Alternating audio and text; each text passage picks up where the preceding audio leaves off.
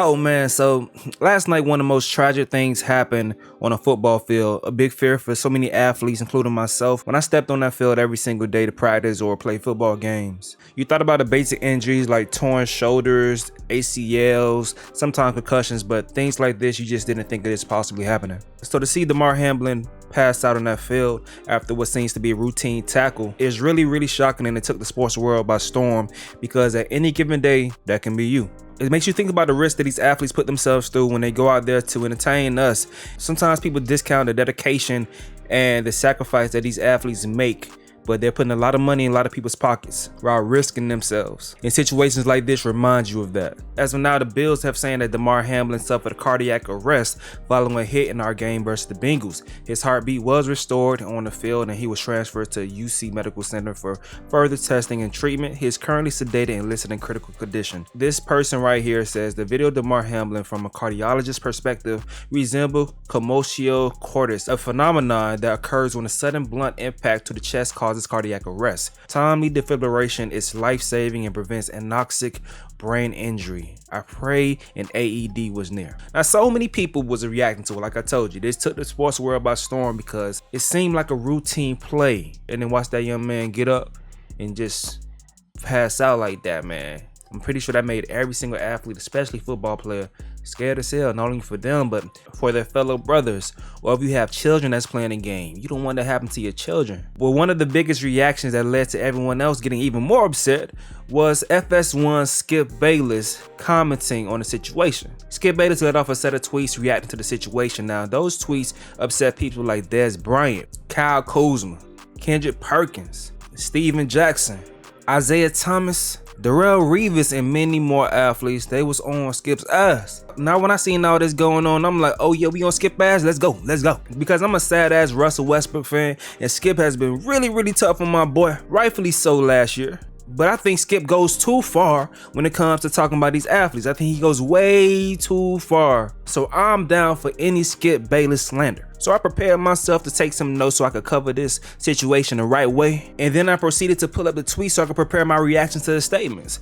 But as I read the tweets, I'm realizing I can't really get too upset at what he's saying unless I purposely take things out of context. So honestly, I was disappointed when I read tweets because I think everyone is purposely misinterpreting Skip just because they don't like him, and I can't be a part of that team. But let's see what you guys think. So after the injury, Skip said this right here.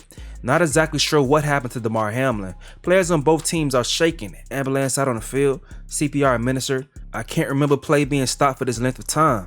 And just said a prayer for him and his family. Then he continued to say, I've seen so many horrific injuries suffered on football fields, yet never have I seen a reaction like this.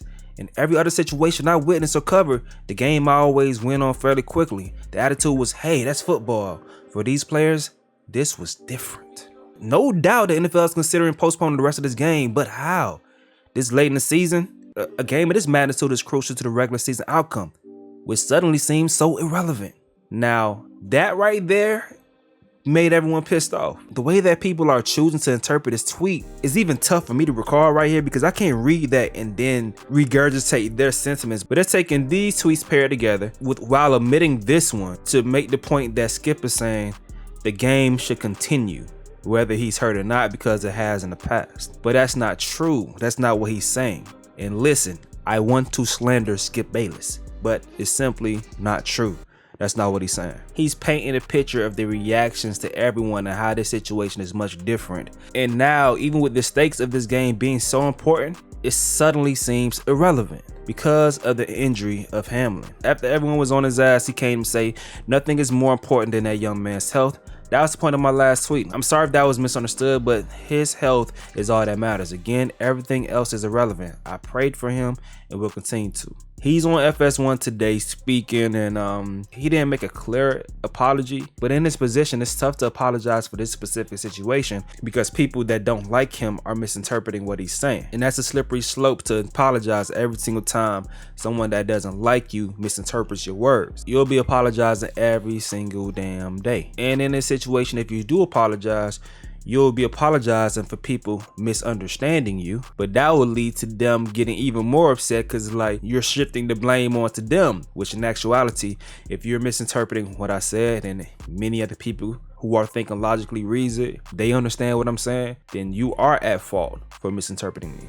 Like fellas, I know y'all get in arguments with your lady sometimes and she a little bit more emotional about something and she misinterprets your words and gets upset about something and you didn't mean it in the way that she interpreted it to be, and now you've explained it and cleared it up, but she wants you to apologize for the way that you made her feel emotionally when you didn't even have that intentions in the first damn place. It's very, very frustrating because why am I apologizing when you're the one that made the mistake by misinterpreting my words? Like I remember in grade school when we did English class, we used to have conversations about whatever literature that we read and talk about the author's purpose. What's the author's purpose for writing this?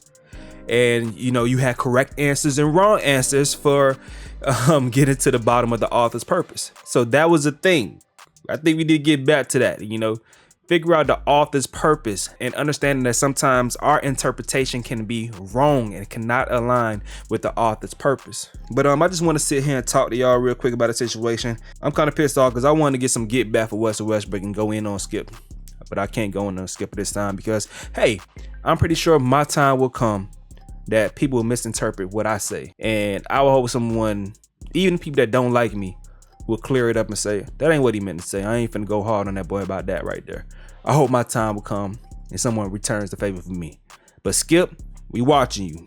We watching you, all right? Leave Russell Westbrook alone. Leave LeBron alone. Respect these athletes that's doing some shit that you could never do, never was able to do. God never gave you the gifts to be able to do the things that they're blessed to do. So respect these athletes when you're talking about them, Skip. But I'm going to sign out. Let me know what y'all think in the comment section below. It's your boy Stacy. Yo.